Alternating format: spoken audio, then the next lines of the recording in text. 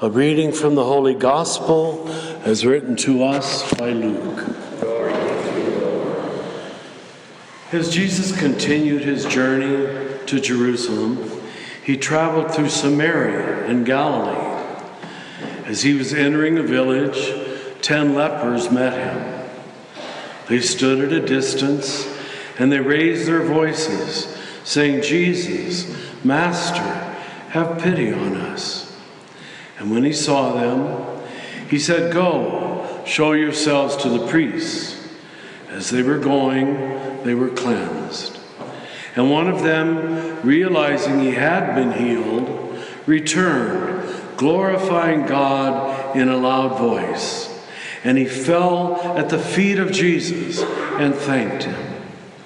He was a Samaritan.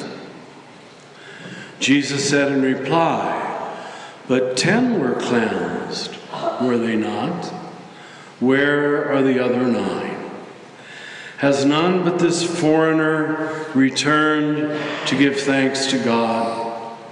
And then he said to him, "Stand up and go. Your faith has saved you." This is good news from the Lord.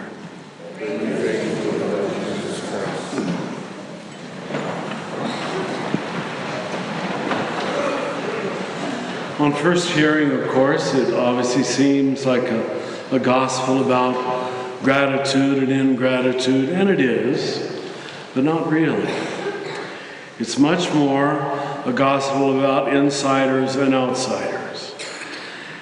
We used to call it, when we taught school, the freshman-sophomore syndrome. Freshman, you could teach them anything. Yes, Father. No, Father. What do I do? You have to have that homework in at 10 tomorrow, it'll be in. Sophomores, you're wasting your time. It's amazing, just knowing a little bit makes you think you know everything. So the opposite of gratitude is not really ingratitude, it's entitlement. I deserve, I have a right to, I know. And we all are subject to it. So be careful that you're not the insider to every system or group or neighborhood association you might belong to. Make sure somewhere in your life you're an outsider. Because these are the teachable ones. The rest of us aren't teachable. We're sophomores. We really aren't. I know it all already. And you hardly know anything. I don't know how you overcome this, except recognizing how operative it is. People who are still learning, we call it beginner's mind, keep growing too.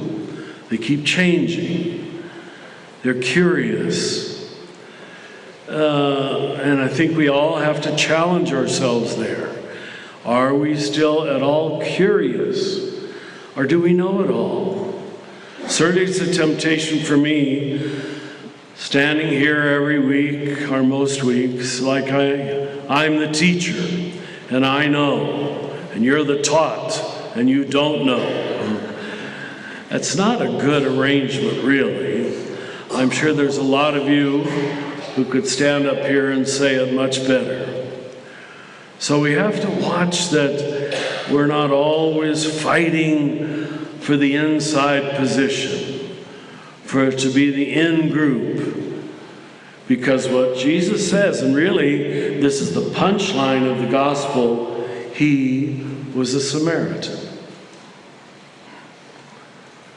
So this, of course, follows the pattern that Jesus invariably, almost always follows in every one of his teachings and every one of his parables. His own group, the Jews, his own religion, the Jewish religion, he hardly ever makes them the top guy.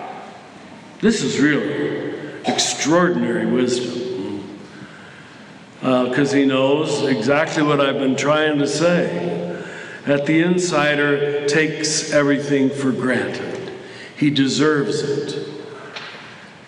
I know I often see this in staff too. The new staff are so ready to do this or do that, and once they're around, just about 2 months, they know what they can get away with. They know, well, I don't have to do that. You gotta catch them in that earnest, generous spirit right at the beginning. Has none but this foreigner returned to give thanks to God?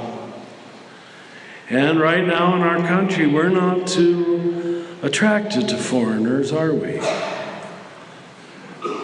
We're pretty much circling the wagons around what is supposed to be our in-group. Now, the only people who can see that are people who are not a part of the in-group. For those of you from a Hispanic background, you have a head start, because you're not the dominant group in this country. All things being equal, that should allow you to see what's really going on. And the people who see it last are people like me, with a nice white skin and a German name. And, oh yeah, we're the insiders, huh? So we're the last to be converted. We're the last to understand. We're the last to return in thanksgiving, not just for anything, but for everything.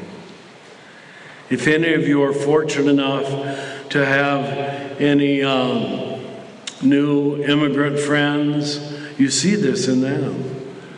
Just grateful. Yes, what can we do? I mean, it's no accident that El Paso has the lowest crime in the country. Now, white people would like to believe it's the worst, but it isn't. In fact, statistically, it's the best. Because people who've just come across and are still outsiders, they know they have to obey the rules. We who think we deserve all these entitlements, all this Americana, we sometimes are the most spoiled, the most stupid, and the most like sophomores.